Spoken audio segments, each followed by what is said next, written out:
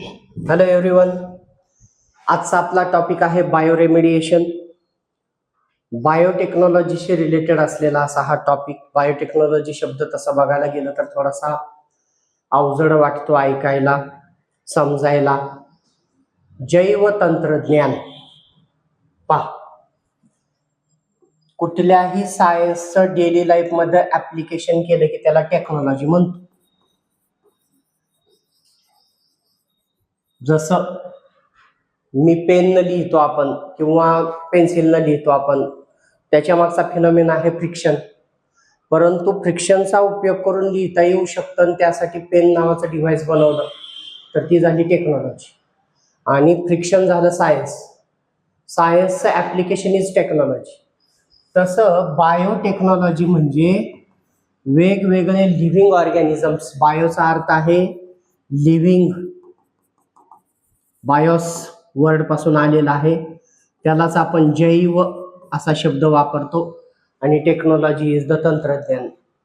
वेगवेगळ्या प्रकारचे living organisms किंवा त्यांचे काही प्रॉडक्ट्स किंवा त्यांचे काही अवयव लाईक सेल्स, टिश्यूज, त्यांच्यातल्या काही रिॲक्शन्स, लिव्हिंग ऑर्गॅनिझम्सच्या रिॲक्शन्सला आपण केमिस्ट्री असं म्हणतो, त्याचा स्टडी करणाऱ्या ब्रांचला.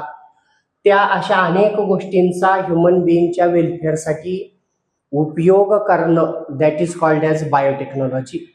आणि अशीच एक बायोटेक्नॉलॉजी आज आपण बघणार आहोत, बायोरेमिडिएशन. तर बायो म्हणजे परत आता बघितलं तसंच जैव, आणि रेमेडी इज द उपचार. तर जैव उपचार असा हा शब्द आहे. आता उपचार कशावर करतो, तर काहीतरी बिघडलेलं असतं त्याला ठीक करण्यासाठी उपचार करतो. तर इथं काय बिघडलं, तर इथं एन्व्हायरमेंट बिघडले. पोल्युशनला व्यवस्थित करण्यासाठी लिव्हिंग ऑर्गॅनिझमचा उपयोग करून घेणं, त्यांच्या मदतीनं बिघडलेलं एन्व्हायरमेंटल बॅलन्स परत ठीक करणं, this technique is called as bioremediation, जैव उपचार. आणि याच्या मदतीनं, या टेक्नॉलॉजीच्या मदतीनं आपण पर्यावरण स्वच्छ करतोय, म्हणून याला क्लीन टेक्नॉलॉजी असंही म्हणतात. किंवा असं म्हणूयात, क्लीन टेक्नॉलॉजीचा हा एक प्रकार आहे bio remediation. Bioremediation proper definition काय दिलेली आहे बघा. एक तर ऍब्झॉर्प्शन ऑर डिस्ट्रक्शन, निसर्गामध्ये पसरलेलं toxic chemicals and harmful pollutants absorb करून घेणे आणि निसर्ग परत स्वच्छ करणे, किंवा त्या विषारी घटकांना पूर्णपणे नष्ट करणे. आणि हे सगळं करण्यासाठी कोणाची मदत घेतोय आपण? Plants and micro organisms. Plants and micro organism. आणि हे प्लांट्स आणि मायक्रो ऑर्गॅनिझम्सच कोण आहेत? बायो. आणि हे व्यवस्थित स्वच्छ करणं, ऍब्झॉर्प्शन और डिस्ट्रक्शनच कोण आहे? रेमिडिएशन. आणि म्हणून टोटल टर्म आहे बायो रेमिडिएशन. ठीक आहे. चला, प्लांट्स, मायक्रो ऑर्गॅनिझम मध्ये कशा कशाचा उपयोग केला जातो? याच्यामध्ये व्हायरसेस सुद्धा वापरले जाऊ शकतात. आताच्या आपल्या टॉपिक मध्ये आपण अगदी बेसिक 10th SSC महाराष्ट्र बोर्डच्या टॉपिकवर बेस्ड आजचं हे लेक्चर करतोय आपण छोटंसं, त्याच्यातली काही इन्फॉर्मेशन घेऊन. परंतु त्याच्यामध्ये व्हायरसेसचा कुठं उल्लेख नाही, पण व्हायरसेस सुद्धा वापरता येऊ शकतात बायोरेमिडिएशनसाठी. त्याचबरोबर बॅक्टेरिया वापरता येऊ शकतात आणि फंगस वापरता येऊ शकते, बुरशी. ठीक आहे. हा एक MCQ होऊ शकतो. बायोरेमिडिएशनसाठी खालीलपैकी कशा कशाची मदत घेता येऊ शकते? प्लांट्स आणि मायक्रो ऑर्गॅनिझम्स मध्ये आहेत व्हायरसेस, बॅक्टेरिया अँड फंगस. आणि मग जसे ऑप्शन्स असतात only 1 and 2, 3, all of the above, तर आपण हे सांगताना ह्या गोष्टी लक्षात घ्यायला पाहिजेत. ठीक आहे. चला, जर प्लांट्सचा उपयोग केला तर त्यासाठी एक वेगळा शब्द येतो जो की आपल्या पुढे येणारच आहे. प्लांट्ससाठी शब्द येतो फायटो. Thallophyta, Bryophyta. इथं फायटा शब्दाचा अर्थ आहे प्लांट्स. तर प्लांट्सचा उपयोगाच्या मदतीनं जर आपण नेचरची ही क्लिनिंगची प्रोसेस केली तर त्याला म्हणतात फायटो रेमिडिएशन. याला आपण याच लेक्चरमध्ये सगळ्यात शेवटचा टॉपिक म्हणून बघणार आहोत. ठीक आहे. वेगवेगळ्या प्रकारे कंट्रोल ओव्हर कशाला, एअर, सॉइल आणि वॉटरचं पोल्युशन, यासाठी मायक्रोबची मदत घेणं. ही एक छोटीशी डेफिनेशन परत बायोरेमेडिएशनची आहे. ही थोडीशी डिटेल डेफिनेशन आपण बघितली. चला, मायक्रोब जे असतात त्यांच्याकडं नॅचरल ॲबिलिटी असते डिकम्पोजिंग द मॅनमेड केमिकल्स, परंतु काही विषारी अतिशय घातक असे केमिकल्स असतात जे निसर्गामध्ये प्रमाणापेक्षा जास्त पसरतात आणि ते नॅचरली नष्ट होत नाहीत. तर मग त्यांच्यासाठी काय, तर सायंटिस्टनी जेनेटिकली मॉडिफाईड मायक्रो ऑर्गॅनिझम्स बनवले, म्हणजे त्यांची जीन्स मॉडिफाय केलेत हे जास्त घातक पदार्थ नष्ट करण्यासाठी, जे नॅचरल मायक्रो ऑर्गॅनिझम्स नष्ट करणं शक्य झाले नाही. ठीक आहे. हायड्रोकार्बन्स आणि बाकीचे केमिकल्स असतात हे ह्या मायक्रो ऑर्गॅनिझमच्या मदतीनं कमी घातक प्रकाराच्या केमिकल्स मध्ये कन्व्हर्ट केले जातात आणि निसर्गाचं होणारं नुकसान एकतर कमी केलं जातं किंवा पूर्णतः थांबवता येऊ शकतं. मग असे कोण कोण आहेत बघूयात जरा. काही मायक्रो ऑर्गॅनिझम्स आहेत ते काय करतात बघा, फ्युल मधनं सल्फर काढतात. आपण ऍसिड रेनच्या चॅप्टर मध्ये बघितलेला आहे. ऍसिड रेन मध्ये एक ऍसिड आहे सल्फ्युरिक ऍसिड. ते सल्फ्युरिक ऍसिड कशामुळे तयार होतंय, फॉसिल फ्युल्स जाळल्यामुळं तयार होतो सल्फर डायऑक्साईड. रिझन काय, तर ह्या जळणाऱ्या फॉसिल फ्युल मध्ये कोण असतो, सल्फर. मग आपण डोकं काय लावलं, सायंटिस्टने डोकं काय लावलं, फॉसिल फ्युल मध्ये त्याला बर्न करण्याच्या अगोदरच जर त्याच्यातला सल्फरच काढून टाकला तर, सल्फर काढून टाकला तर जळल्यानंतर सल्फर डायऑक्साईड प्रोड्यूस होण्याचा प्रश्न नाही येणार. आणि याच्यासाठी काही मायक्रो ऑर्गॅनिझम सायंटिस्टने बनवले जे फ्युल मधनं सल्फर काढून टाकतात. असे कोण आहे, ह्या प्रोसेसला काय नाव आहे बघा, बायो डिसल्फरायझेशन, BDS. बायो परत आलं लिव्हिंग ऑर्गॅनिझमच्या मदतीनं तेलाचं डिसल्फरायझेशन करणं, म्हणजेच त्याच्यातला सल्फर काढून टाकणं. याच्यासाठी वापरल्या जाणाऱ्या बॅक्टेरियाची ही नाव आहेत. ठीक आहे. हे सगळे जे आहेत ते कोण आहेत, बॅक्टेरिया आहेत. रोडोकॉकस ही त्यांची मेन फॅमिली आहे. म्हणजे बघा ऑप्शन मध्ये एवढंच जरी आलं तरी आपल्याला लक्षात आलं पाहिजे की हे सल्फर रिमूव्ह करणारा फ्युल मधलं बॅक्टेरिया आहे. सगळी जरी इंडिव्हिज्युअल नावं नाही आली तरी एवढ्या नावाकडे लक्ष असू द्या. रोडोक्रॉकस इरिस्थोकोलिस, रोडोकॉकस, रोडोकोरस, गॉर्डोनिया, पर्टिनिटा आणि आर्थ्रोबॅक्टर सल्फ्युरस अशी वेगवेगळ्या नावाचे बॅक्टेरिया आहेत, पण त्या सगळ्यांची फॅमिली रोडोकॉकसच आहे. त्याचबरोबर दुसरा घटक जो निसर्गाचं नुकसान करतो तो कुठला आहे पहा. एक तर झाला सल्फर जो निसर्गाचं नुकसान करतो ऍसिड रेनच्या माध्यमातून. काही मेटल्स आहेत like copper, iron, uranium, zinc, हे leach into the environment. लिचिंगचा अर्थ मागे आपण ऍसिड रेन मध्ये बघितलेला आहे. पाण्याबरोबर पसरणं, हवेबरोबर पसरणं, मातीत, हवेत आणि ग्राउंड वॉटरमध्ये पसरत जाणं, याला जनरल अर्थानं काय शब्द वापरत आपण, लिचिंग. तर हे जे मेटल्स आहेत हे लो क्वालिटीच्या मेटलॉइड्स मधून निसर्गामध्ये पसरतात आणि पसरून निसर्गात वेगवेगळ्या ठिकाणी जमा होतात आणि जमा झाल्यानंतर ते जिथं जमा झालेत तिथल्या इकोसिस्टीमचं नुकसान करायला सुरुवात करतात.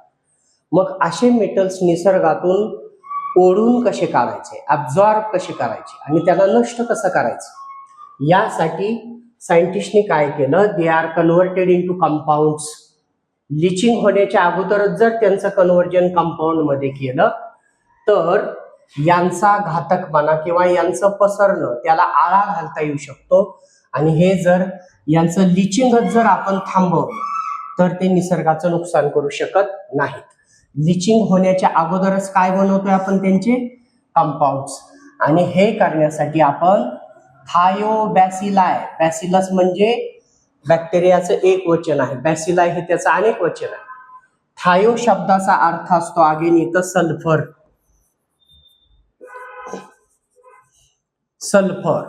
सल्फर खाणारे बॅक्टेरिया थायोबॅसिलाय. थायोबॅसिलाय आणि सल्फोबॅसिलाय, ठीक आहे.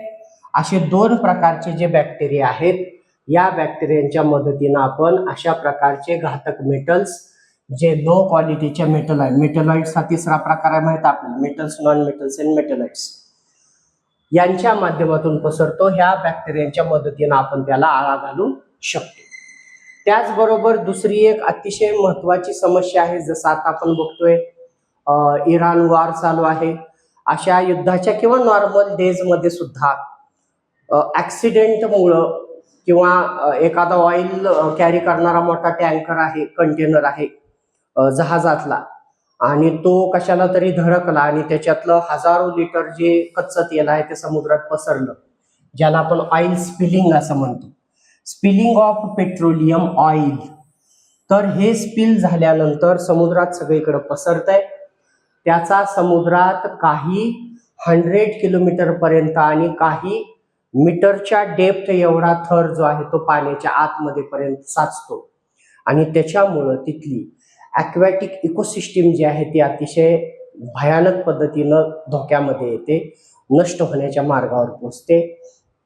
त्याचं जे काही डॅमेज होतं त्याला परत पहिल्यासारखं व्हायला काही दशकं उलटू शकतात.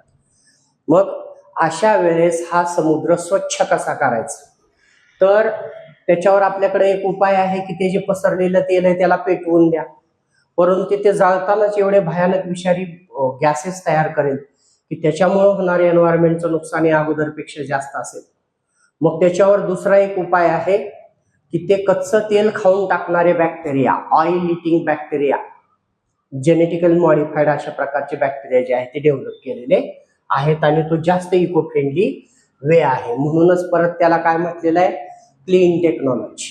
ठीक आहे, बघा कोण आहेत असे स्पिलिंग ऑफ ऑइल स्पिलिंगला क्लीन करणारे बॅक्टेरिया आहेत सुडोमोनस एसपीपी. एसपीपी हा स्पीसीजचा प्लुरल आहे पहा, म्हणजे याच प्रकारचे बाकीचेही बॅक्टेरिया असतात तर त्यांना स्पीसीजचं अनेक वचन आहे एसपीपी. सुडोमोनस बॅक्टेरिया अँड अल्कॅनोव्होरॅक्स बर्क्युमेन्सिस यांच्याकडं हे जे तेल असतं पसरलेलं ते जास्त घातक का होतं, तर त्याच्यात असणारा एक कॉम्पोनंट पिरिडीन. हा पिरिडीन जो आहे तो जास्त डेंजरस असतो, तो नेचरचं जास्त नुकसान करतो. तर या पिरिडीन ह्या घटकाला डिस्ट्रॉय करण्याची ॲबिलिटी या बॅक्टेरियांकडे असते, आणि त्यामुळे त्याचा घातकपणा जो आहे तो कमी होतो, आणि बाकीच्या केमिकल्सना सुद्धा नष्ट करून समुद्र स्वच्छ करण्याचं काम जे आहे ते हे बॅक्टेरिया करतात. मगाच आपण हा सल्फर फ्यूल मधनं सल्फर काढायचा जो बॅक्टेरिया आहे त्याचं पण काय वैशिष्ट्य आहे बघा, तो आता हे फॉसिल फ्यूल आहे तर हायड्रोकार्बन आहे, त्याचं काहीतरी एक मोलिक्युलर स्ट्रक्चर आहे, तर हा त्याच्यातनं सल्फर अशा पद्धतीनं काढतो की त्याच्या बाकीच्या स्ट्रक्चरला धक्का लागत नाही त्या केमिकलच्या, आणि त्याच्यामुळं त्या फ्यूलची कॅलरीफिक व्हॅल्यू अजिबात इम्पॅक्ट होत नाही. कॅलरीफिक व्हॅल्यू काय असते, 1 किलो एवढं फ्यूल जाळल्यानंतर किती एनर्जी प्रोड्यूस करतं त्याला त्याची कॅलरीफिक व्हॅल्यू म्हणतात. तर त्याच्यावर परिणाम न करता फ्यूलला स्वच्छ करायचं काम करणं हे त्या सल्फर रिमूव्ह करणारे जे बॅक्टेरिया आहेत रोडोकॉकस फॅमिली मधले हे त्यांचं वैशिष्ट्य आहे.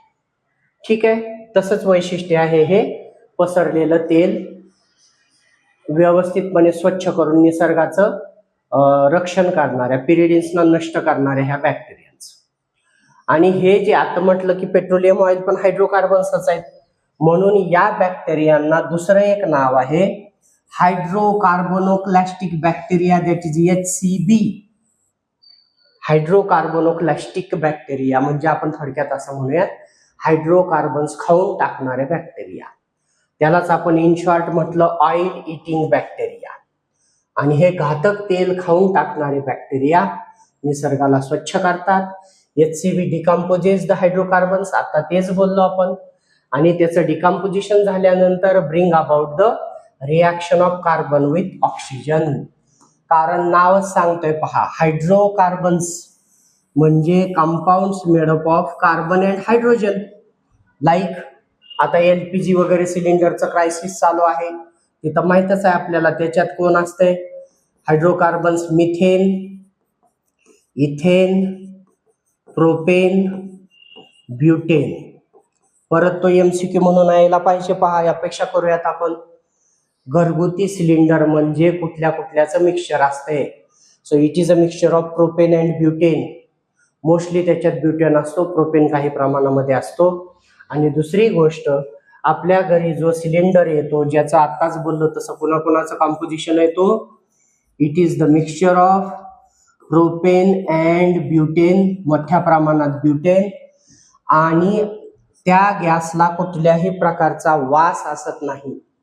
मग आपल्याला तो गॅस लीक झाल्यानंतर कळतो कसा, तर तो लिकेजसाठी म्हणून त्याला एक स्टेनर टाकलाय, म्हणजे वास असणारा एक कंपाऊंड त्याच्यात टाकलाय, ज्याला म्हणतात इथाइल मरकॅप्टम.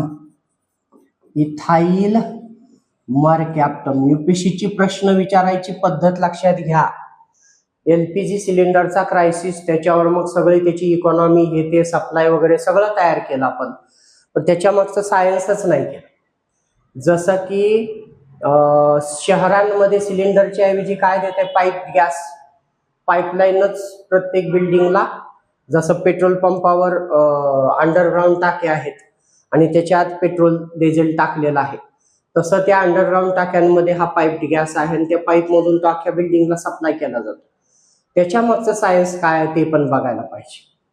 तर गॅस लीक झाल्यानंतर ओरिजिनली जे गॅसेस असतात, जे बर्न होतात, त्यांचा वास येत नाही, तर वास येण्यासाठी एक वेगळा कंपोनंट मिक्स केलाय त्याच्यात, इथाइल मरकॅप्टम. त्याचा वास येतो आणि आपल्याला लिकेज कळतं. ओके, ठीक आहे. हा सांगायचा मुद्दा काय होता, याच्यामध्ये जर कार्बन आणि हायड्रोजन असतील तर मग ते जळल्यानंतर, जळतं म्हणजे काय असतं, कुणी पण रिॲक्शन विथ ऑक्सिजन. तर carbon will react with oxygen two produce carbon dioxide and hydrogen will react with oxygen two produce water.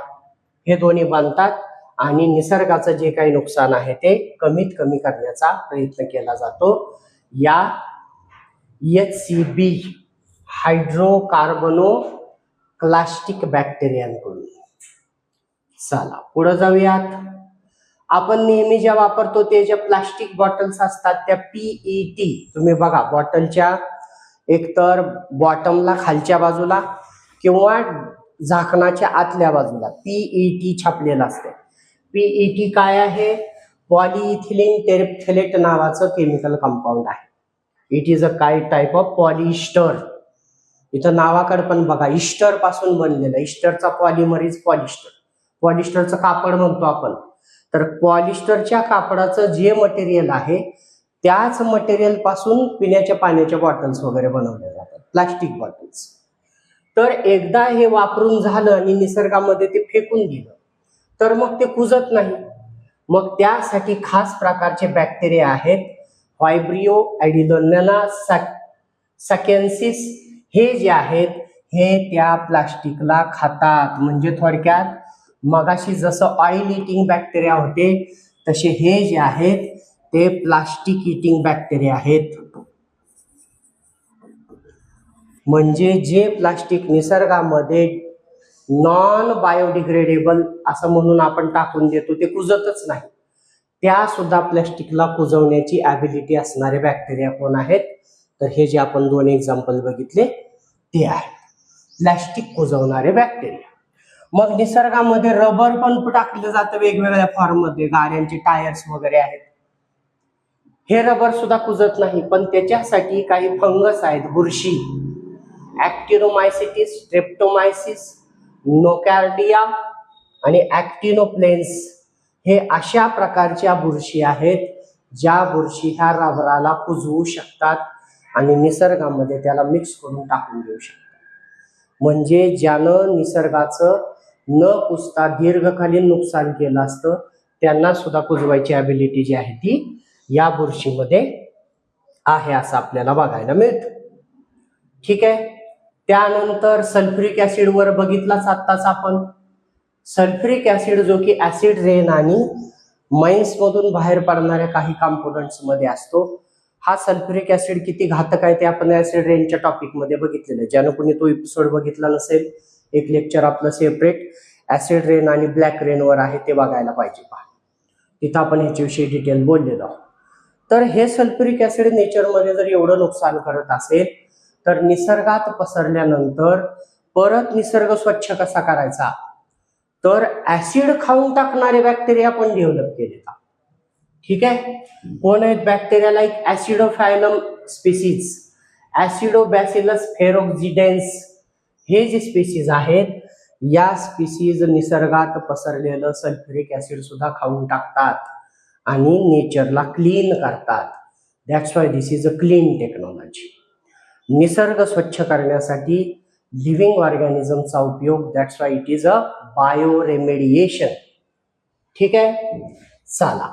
त्याचबरोबर water soluble salts of uranium. बघा, युरेनियम परत घातक आहे, रेडिओ ऍक्टिव्ह सबस्टन्स आहे हा, ज्याच्यातून रेडिएशन्स बाहेर पडतात आणि दुसऱ्या लिव्हिंग ऑर्गॅनिझमच्या सेल्स आणि टिश्यूजला डॅमेज पोहोचवू शकतात.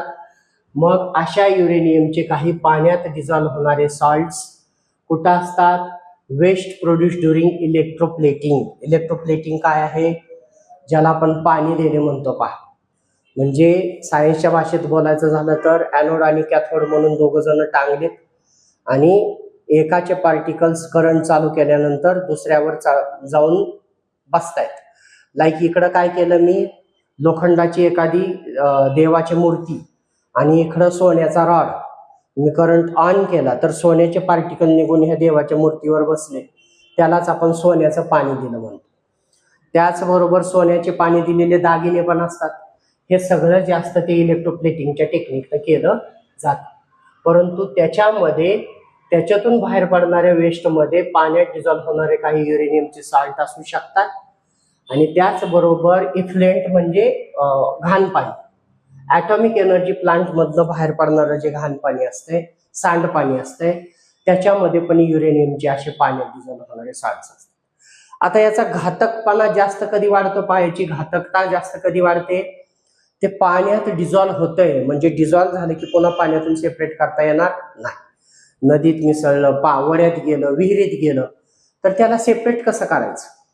मग त्याला बनवा असं, त्या सॉल्टला असं कन्वर्ट करा की ती पाण्यात डिझॉल्व्ह होणारच नाही.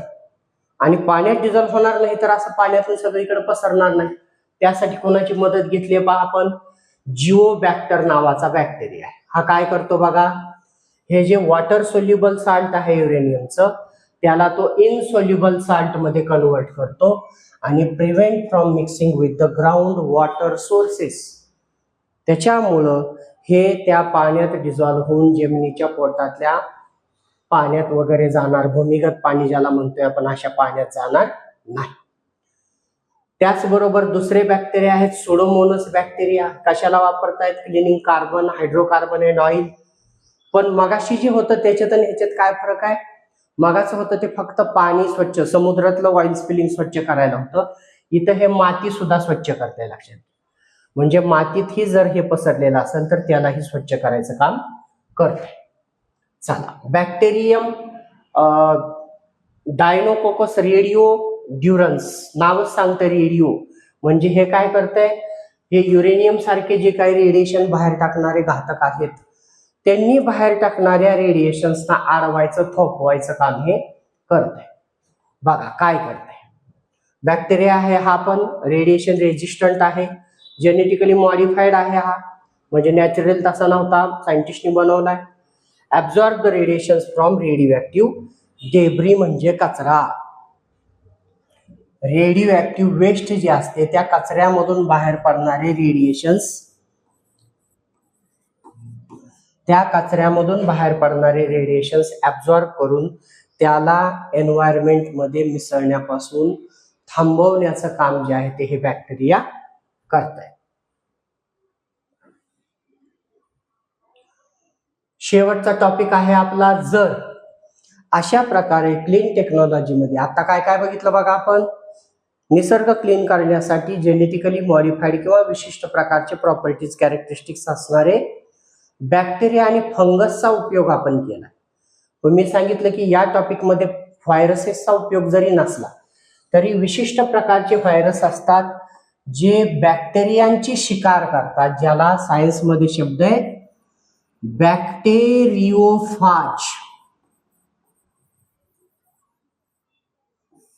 फाज आहे खाऊन टाकणे, फेगस. बॅक्टेरियांना खाणारे व्हायरसेस.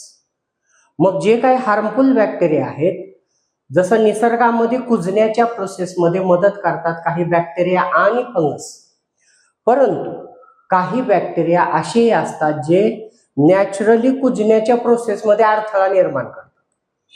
अशा बॅक्टेरियांना खाऊन टाकणारे viruses, these are called as bacteriophage. आणि अशा व्हायरसेसचा उपयोग सुद्धा आपण क्लीन टेक्नॉलॉजी मध्ये करू शकतो.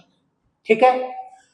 जर झाडांचा उपयोग निसर्ग अशा पद्धतीनं क्लीन करण्यासाठी केला तर त्याला वेगळा शब्द आहे फायटो रेमेडिएशन. इथं फ्लायटोचा अर्थ आहे प्लांट्स.